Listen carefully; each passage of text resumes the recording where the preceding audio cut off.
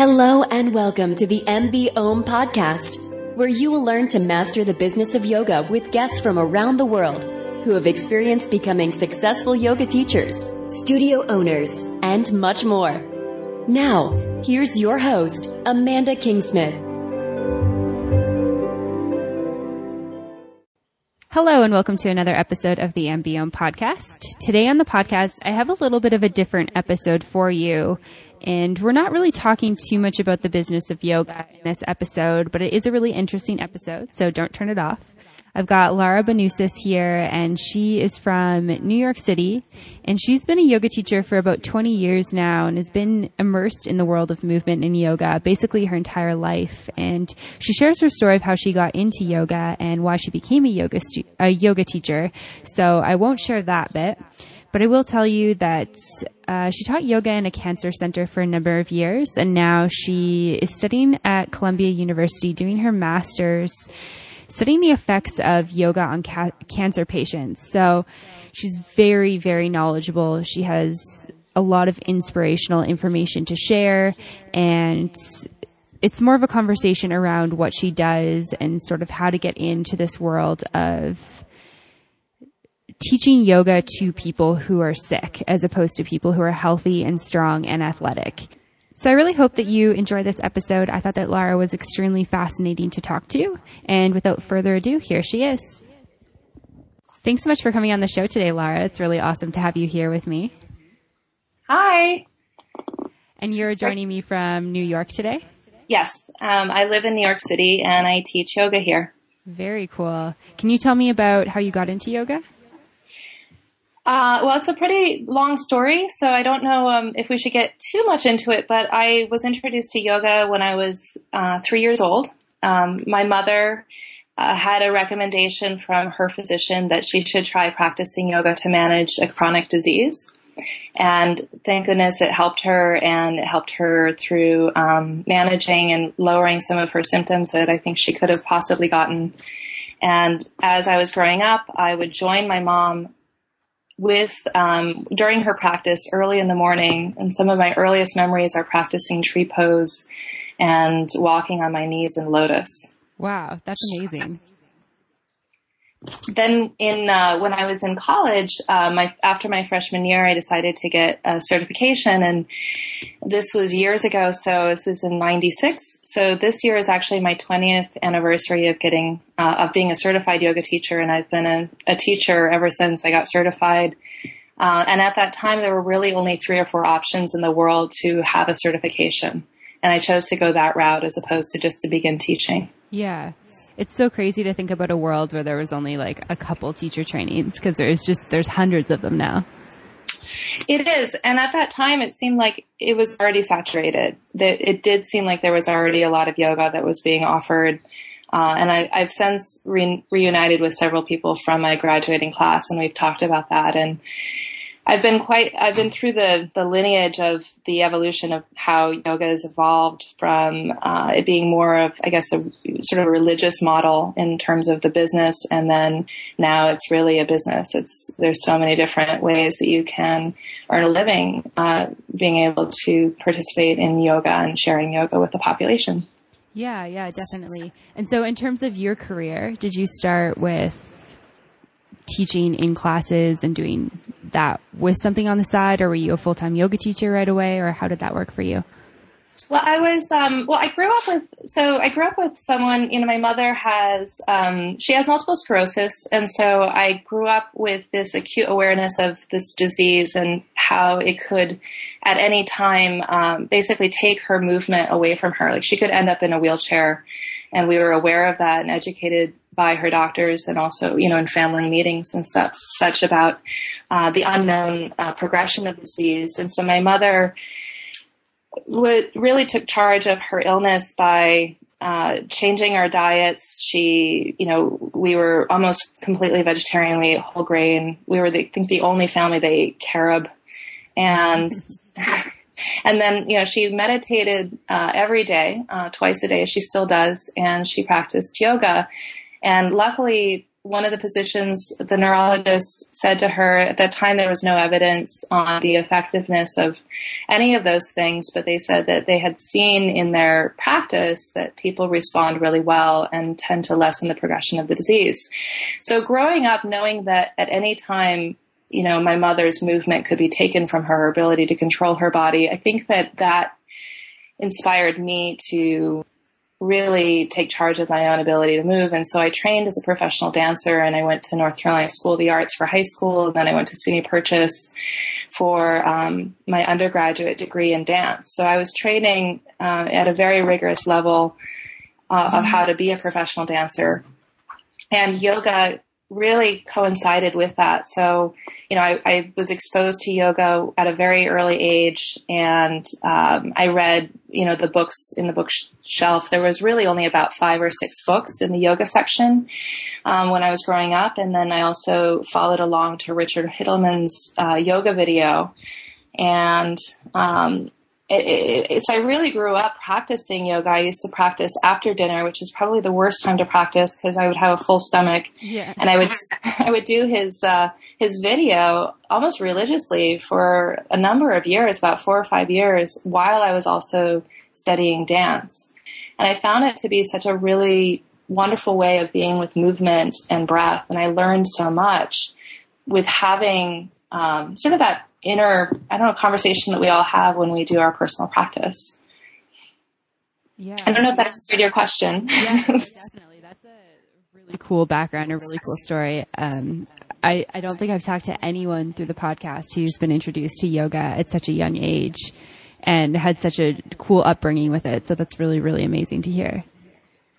It's really special. Also I think something that might be interesting to the podcast audience that you have, I was born and raised in South Dakota, and so my father worked for the Indian Health Service. So I was also exposed to that culture as well out there. And so this idea of spirituality was something that was, and Native American spirituality specifically, was something that I was aware of and had exposure to. And I think that's influenced my sort of viewpoint on both the spiritual essence that's in the undercurrent of the yoga practice, but also in terms of my own sort of belief system.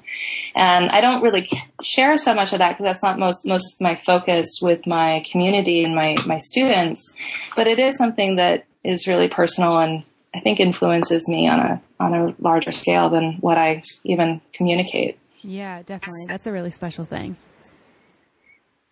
And so at what point did you become interested in yoga and the cancer population?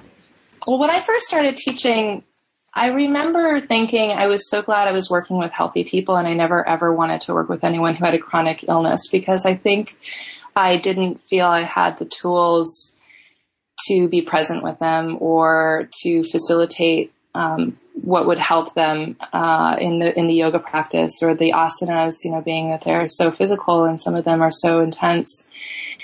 And that was really in my early 20s when I started to teach really full time. And that was right around 9/11 that I started to teach full on, 20 hours or more a week, and really started to make my living in New York City as a yoga teacher was during that time.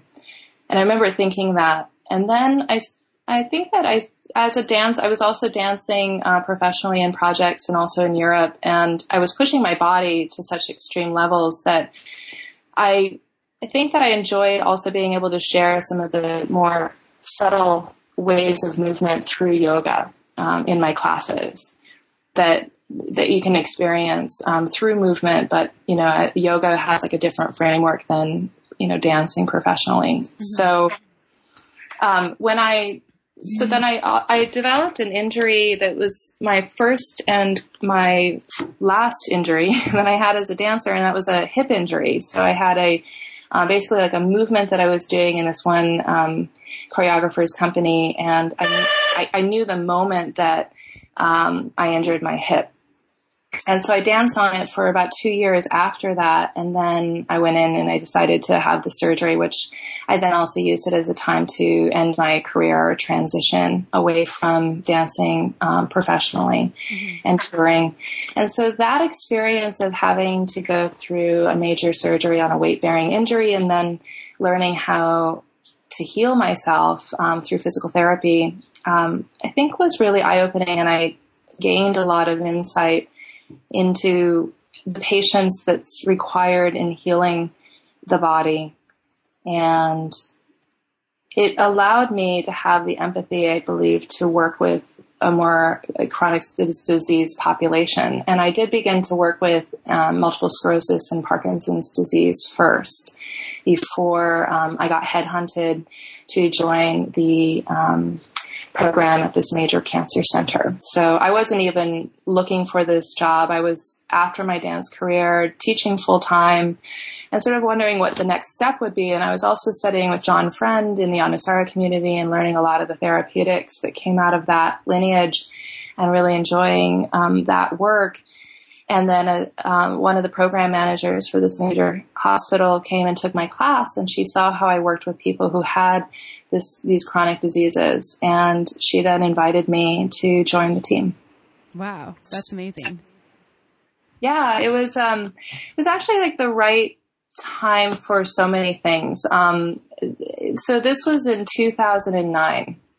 That this happened, just to give you guys a little bit of a timeline there.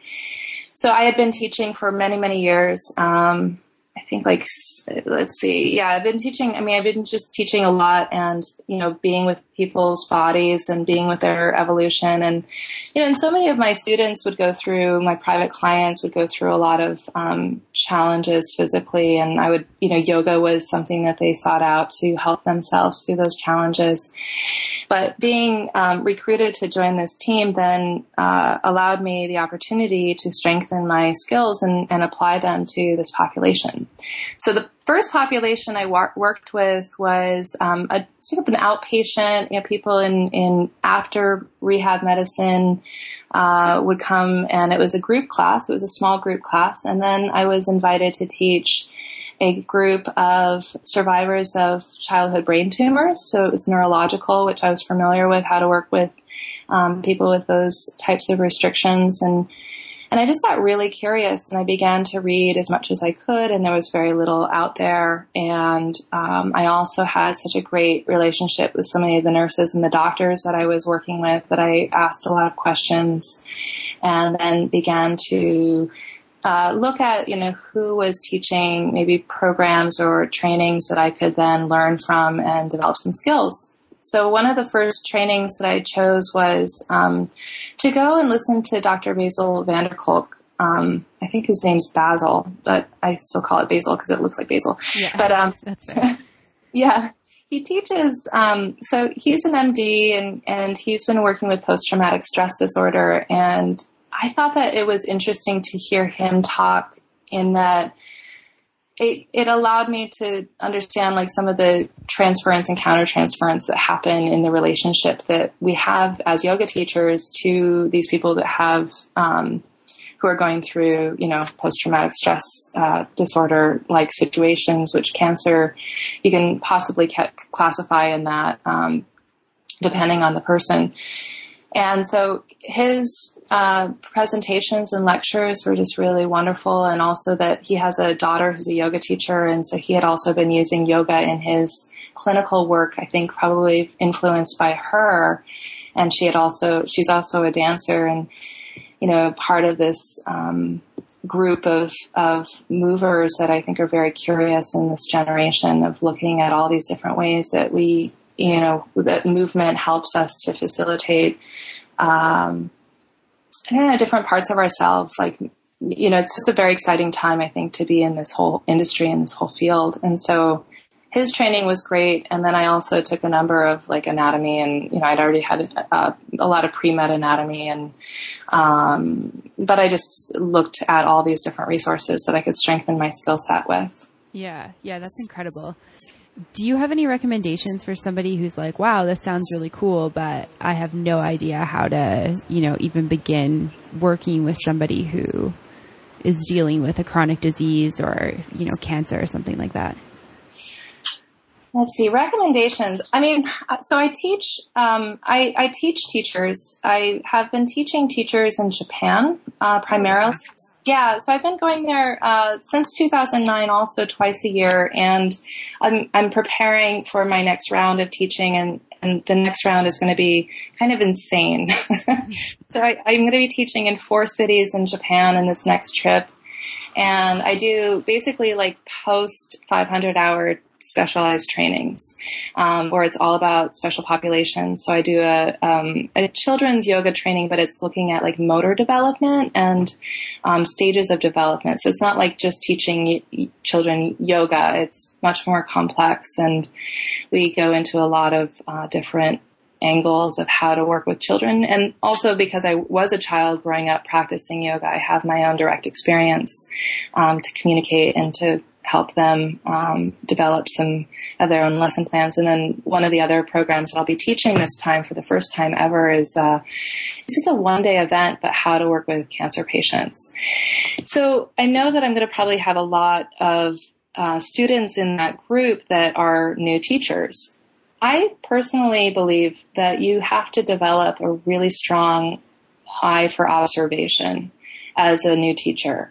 Mm-hmm. I think I'm old school in that I was, part of this generation. We didn't have YouTube. We didn't have a lot of source material, or, meaning that nothing was published. And there really wasn't any use of the internet at that time for yoga teachers. Just to give you some historical content here, I remember the only videos you could find on yoga were laughing yoga. Wow. It was like there were no other videos available on YouTube at all in 2006. So, I'm part of this generation where we just learn directly from each other and from teachers and from whatever written material was available to us. And so that allowed me to strengthen a lot of observations. I just watched people. I watched how they breathed. I watched how they responded. And then in the years that I've gotten the opportunity to work with a lot of my students, like even tonight, I'm teaching just a group class, and so many of my students have been with me for 10 years. I've gotten the chance to see their bodies change and adapt and grow with the practice. So I would recommend for most new teachers to strengthen those observation skills, because observation is actually the first level of research.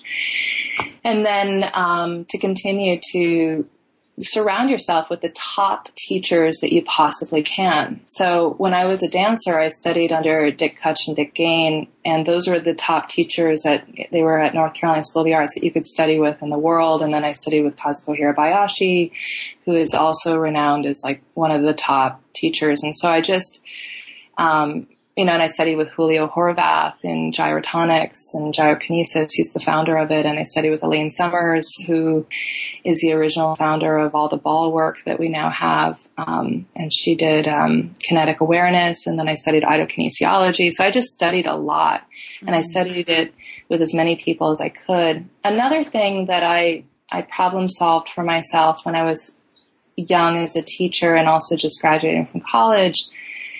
As a dancer, I would dance, but also I didn't have a lot of money because my job was dancing. So I luckily made some very good relationships with people at Kripalu. And at this time, you could actually go up to Kripalu and assist.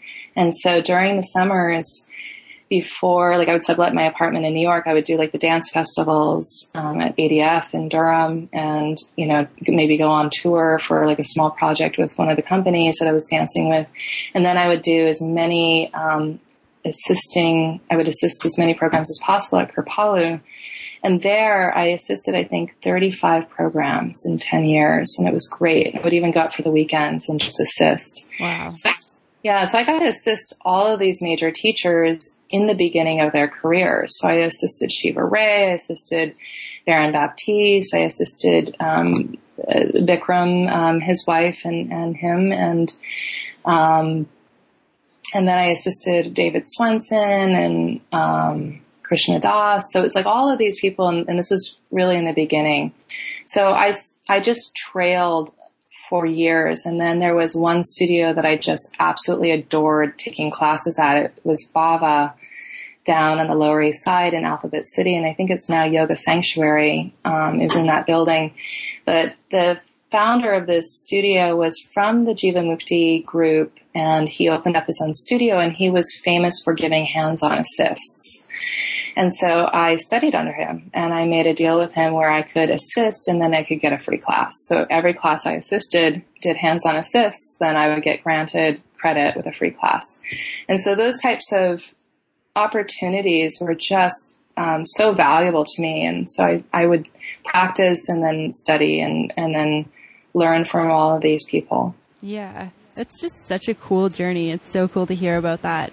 I love how you've just continuously learned, because I think that something that I really want people to know when they come out of a teacher training, and that I'm constantly reminding myself, is that you're barely skimming the surface when you do a 200-hour, and there's so much more to learn about people and the body and the practice of yoga. And it's really cool to hear that you've just been continuously learning throughout your career. It's amazing. This is my 20th year of teaching. So this August, I think it's like August 3rd or 4th is my actual date that I graduated from that program. And time has really flown by. I'm so grateful that I can make my living teaching. I love it. It's a practice that, whenever I take classes or I practice regularly, I always feel like it just works. Yeah. So it's just amazing. And now, I'm, a researcher of this, and I'm a student of physiology, and I am just fascinated by how much we can't quantify of why yoga is effective. And yet I think we should still continue to develop good questions within our practice and within our community of how we're doing what we're doing. And as more and more bodies are doing it, I think we're going to learn a lot more about what we should maybe lay off from doing, and then what we should continue to do, and how yoga evolves during your life and what your needs are in terms of what's good for you. It changes. So the recommendations that we make about yoga are not applicable across the board. It really is determinant of who it is that's practicing. For someone who's really conditioned and has a tremendous amount of capacity in their physical fitness, like doing a lot of those chaturangas probably feels really good in their body, versus someone who's at a desk job and has had a low activity level for the last 10 years. It's like those tendons are not conditioned to handle that stress. And so that would be contraindicated to do an Ashtanga practice for that person versus someone who's, has a certain amount of conditioning. So it's really complicated, I think, how we will look at yoga in the future. Yeah. I feel like it's evolved a lot, just even in the last 10 or so years. I feel like it's changed so much. The industry's changed a lot.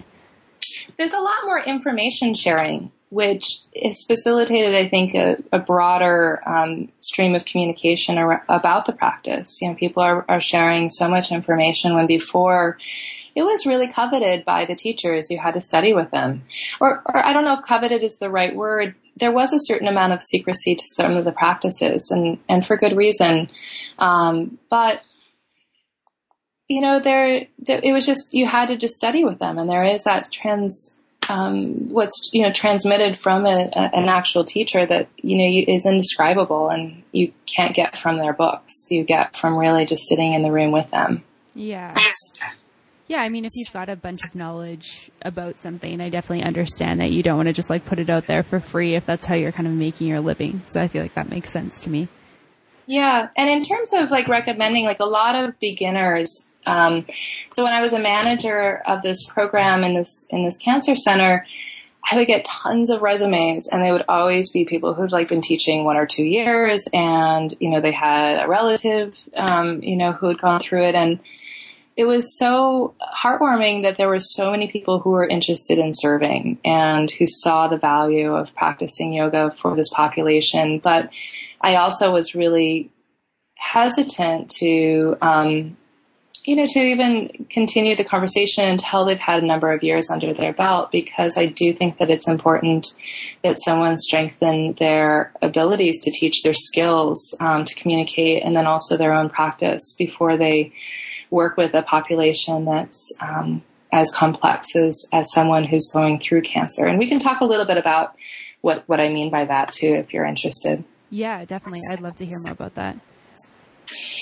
Well, just to backtrack a little bit. So I'm right now I just finished the requirements for my master's degree in physiology at Columbia University, and now I'm moving into the next level of my degree program. And so I'm studying in this totally different camp of experts, where when I was working at the Cancer Center, I was first invited to teach classes, outpatient classes, and then, teach special populations. And then I started teaching the employee classes.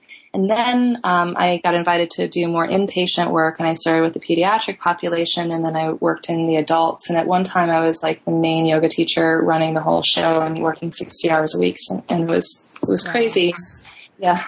And developing content for them. So we do have this program that I was a part of, and some of it is that my chief really saw the potential of who I was and my level of interest, and also of willingness to continue to study and learn about this population. She elevated me to the role of manager of the program, and then working with developing content that would then help with the research efforts. And so my first study I worked on was working with COPD, which is a form of chronic dyspnea that occurs with the lungs, and it was with the pulmonary department. And then the next study was a biomarker study of writing the intervention programs for an ovarian and breast cancer study that was 12 weeks in length, and it was 3 times a week of classes of comparing gentle yoga and vigorous yoga.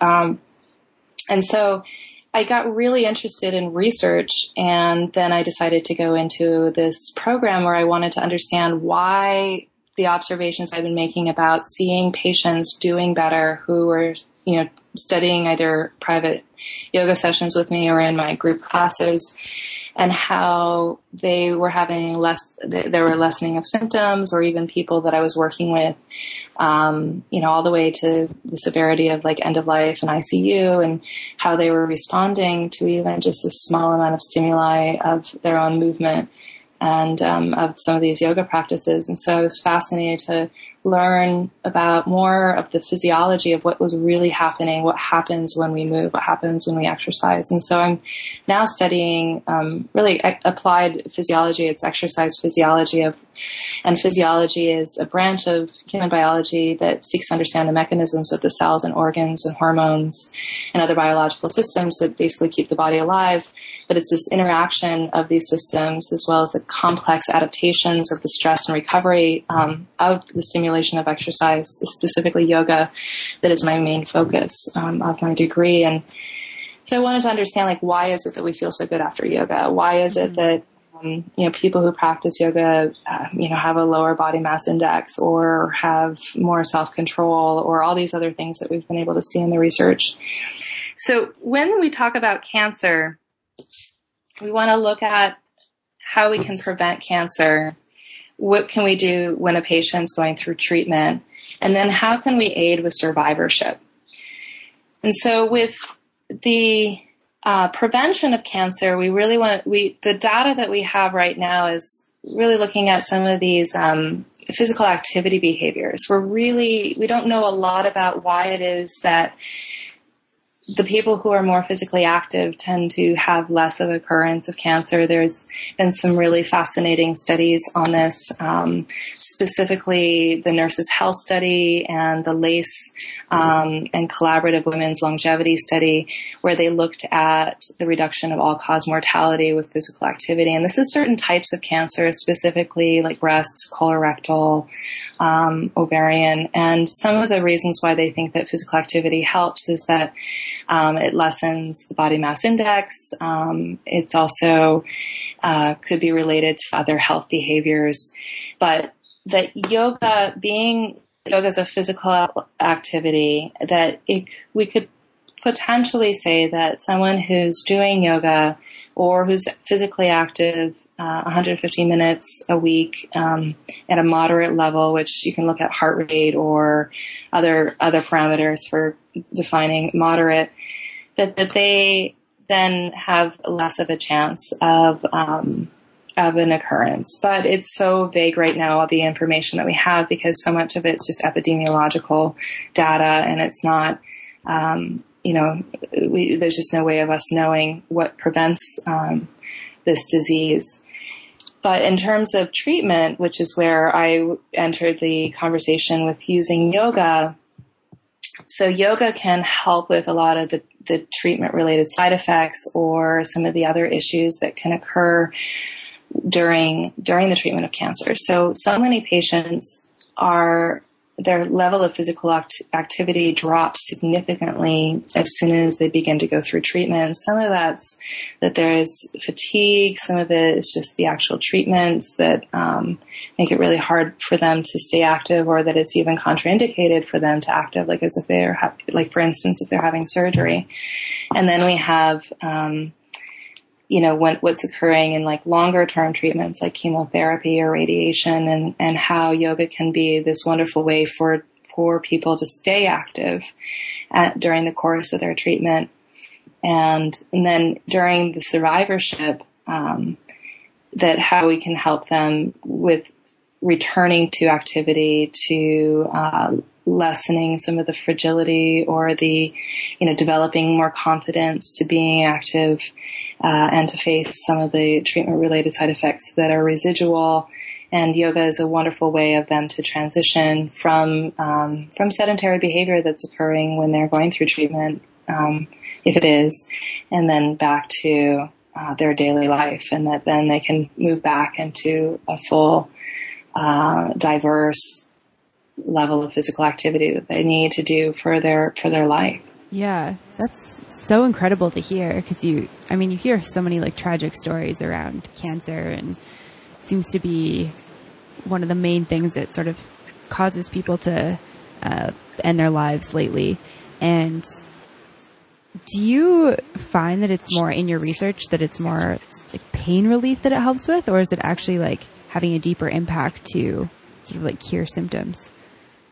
Well, specifically in terms of how we're talking about yoga, and we also want to be really careful about using the word cure, and just to help out with the clarification of it, because we have to be really careful about how we talk about things. So that we're specific. I said it, and I felt like it wasn't the right word, but it was already out. I understand.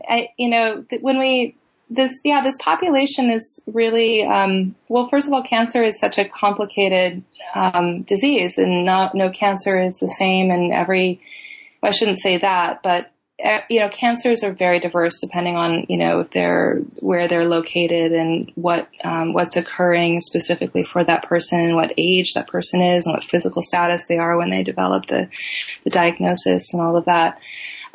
So one of the big problems that need to be solved is that we need to help these patients, get through with as much of their own resources as possible. So that might be to retain as much physical activity as possible during the treatment, as much as is realistic and really appropriate for that individual. And then there's also so many of the treatment-related side effects that occur, and that they can be lessened by complementary therapies such as cancer, or even or such as yoga and acupuncture, or massage, and all these other techniques. So and exercise in general also, or rehab medicine, physical therapy is so important for helping with the patient returning to their physical activity. So we want to think about like what are some of the main challenges that this population faces, and some of that is to return to activity and to then have the most amount of physical activities available to them as possible as they continue with their life. Yeah. Wow. That's just, it's amazing that you're a part of that and that you're doing that and encouraging people who are really suffering to be moving their bodies again.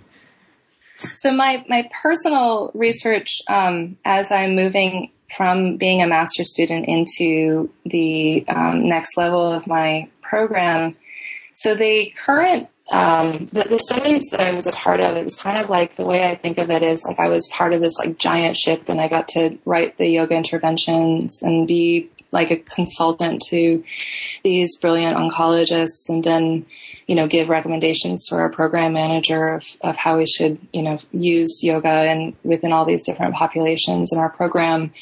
And then, you know, it was kind of like being part of like a giant operation with lots of funding. And now moving into being a student and working on a couple of studies I'm working in a couple of PhD with a couple of PhD students this summer, and then working towards my own research and my own questions. I'm interested in continuing to look at this population of cancer patients after treatment and before their 5-year survivorship benchmark. And because it's really a fertile time for them to develop physical activity behaviors again.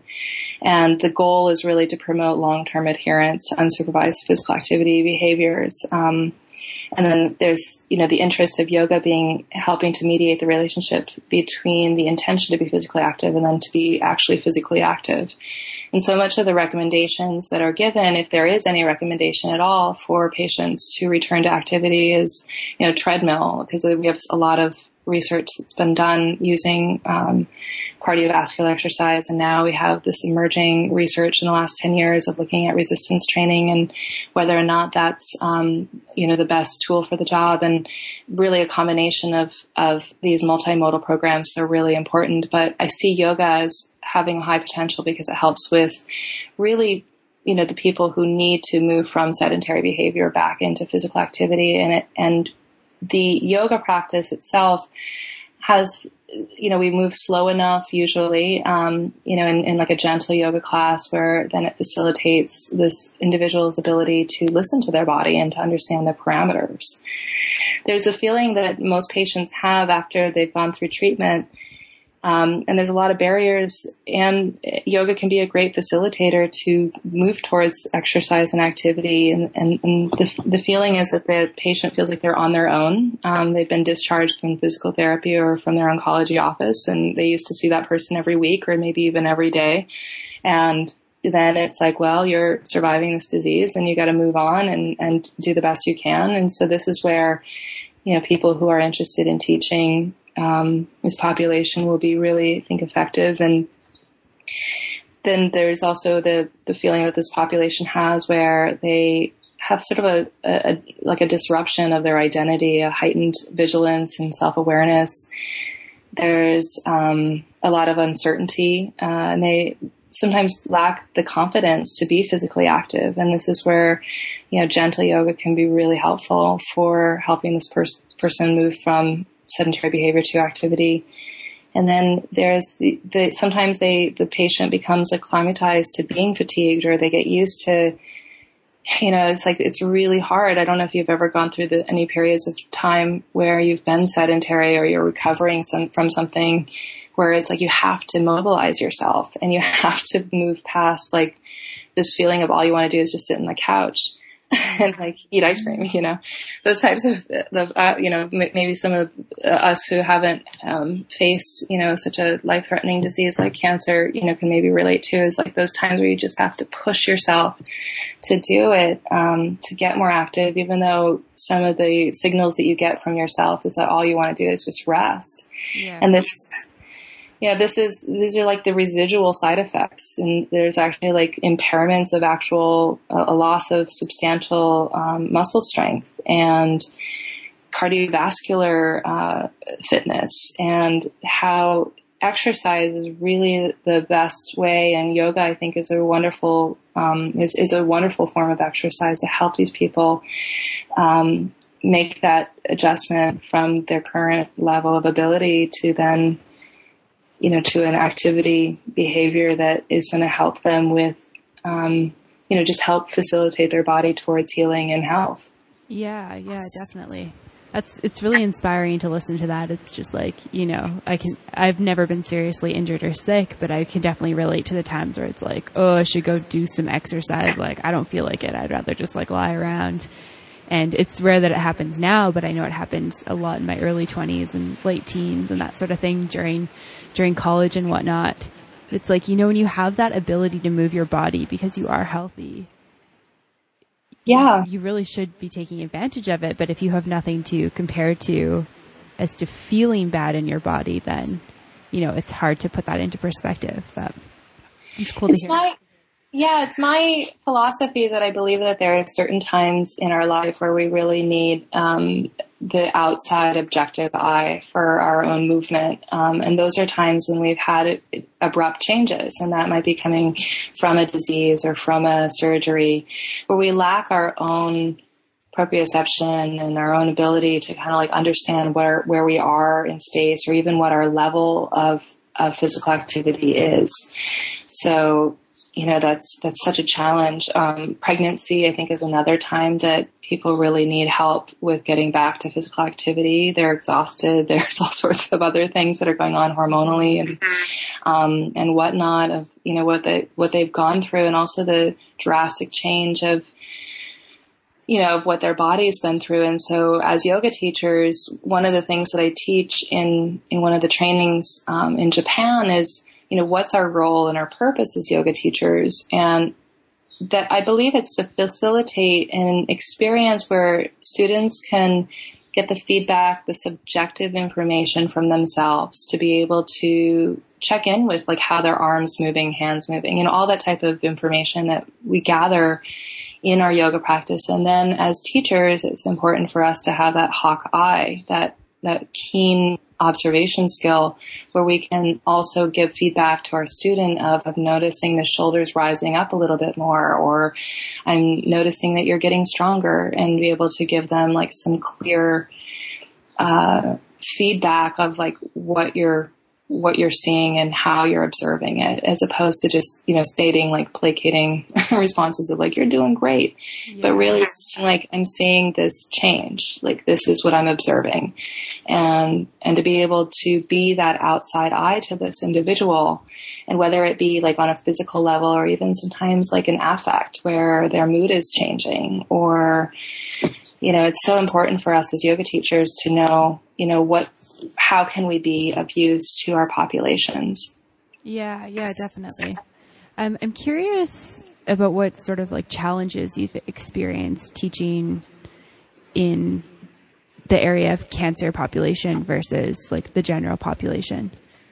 The biggest, there was a couple of other yoga teachers that, I worked with in the inpatient setting, and it was, I think the one of the things that we used to talk about was how we needed to measure our success as teachers differently. Mm-hmm. So, I wonder how this would be such a great question for just the population in general. Like, how do you measure your success as a yoga teacher? What at the end of your class, is it that you got the compliment that was like the hardest class ever?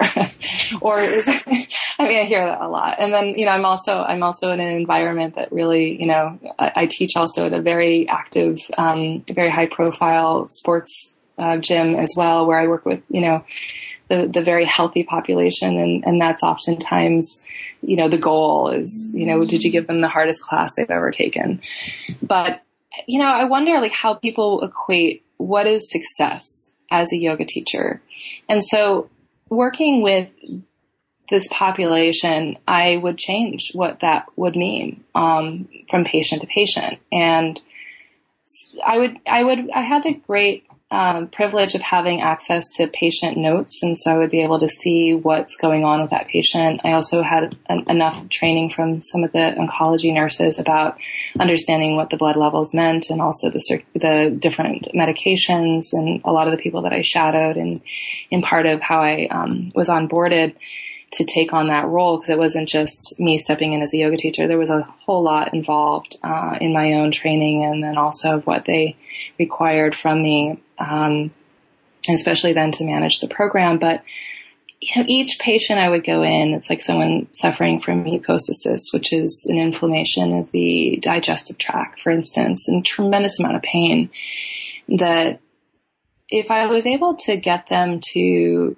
have an experience that was not of their pain for even just a moment, I considered that success. Wow. And to distract them, like basically healthy distractions, where so much of the yoga cueing that I hear in the common population environment, like what I call the normals, people healthy and capable and able, like able-bodied, that it's about being present to sensation. But with the population that's going through a tremendous amount of sensation, it's important for them to have healthy ways of distracting their mind from being aware of those sensations. So it's about understanding which sensations they can pay attention to. So helping, like I'll never forget this one patient that I had that had 2 different brain tumors not related. And she told me that she had lost the experience of even understanding the sensation of chewing. Wow. Like she had lost certain like feeling mechanisms for herself. She's like, you don't even know what it's like to lose those things that you never even knew you could lose. And so when working with her, she was fascinating, very motivated individual, and had a very physically active life. And it was, she wrote me a thank you note after our session. She even took the effort to mail it, have it mailed to me at my office. And it said that she had thanked me for helping her find the thread to her breath as a way of connecting to her yoga. And so I always looked at each patient as, where is movement capable? Like, where are they capable of movement? Is it in the mind? If it's, if it's not in the body, if it's not in the body, then is it in the breath? Like, where is that point of access? And I also really loved that my role was going in and working with what was working with people and facilitating almost like a celebration for them and a reminder that this part of them was healthy. This part of them was growing. This part of them they could hold on to as a sense of self, and that they could also continue to mobilize it. So, and I still work with a lot of, patients, even while I'm going to school in my private practice.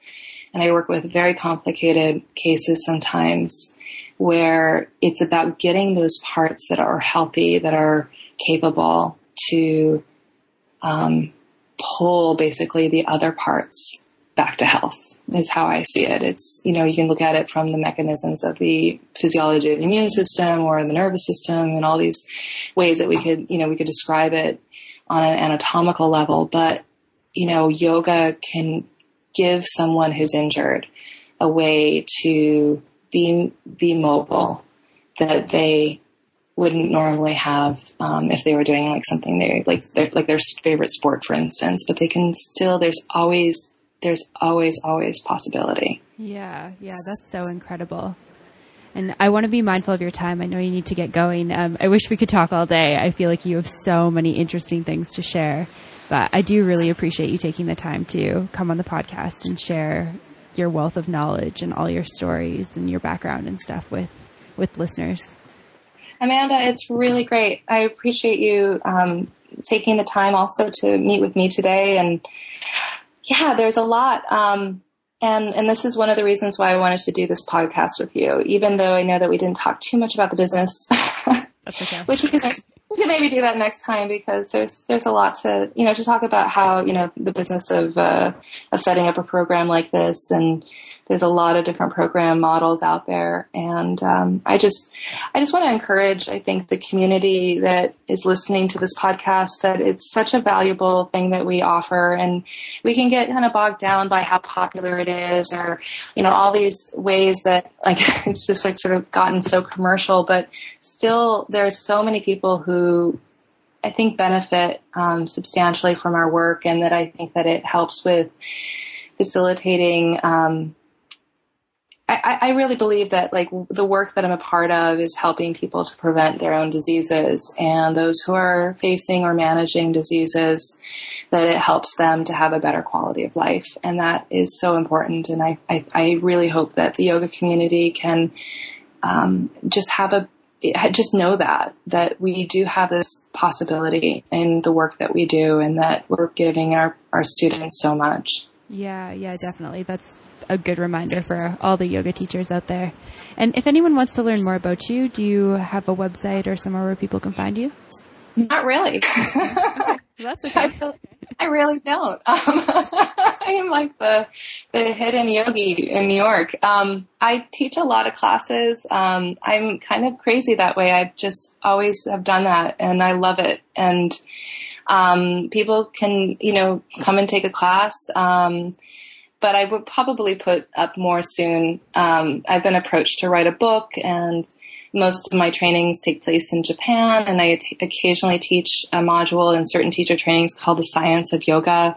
And I love that because it's kind of a round table. I give, information, and then we talk about it. And it's a really great module.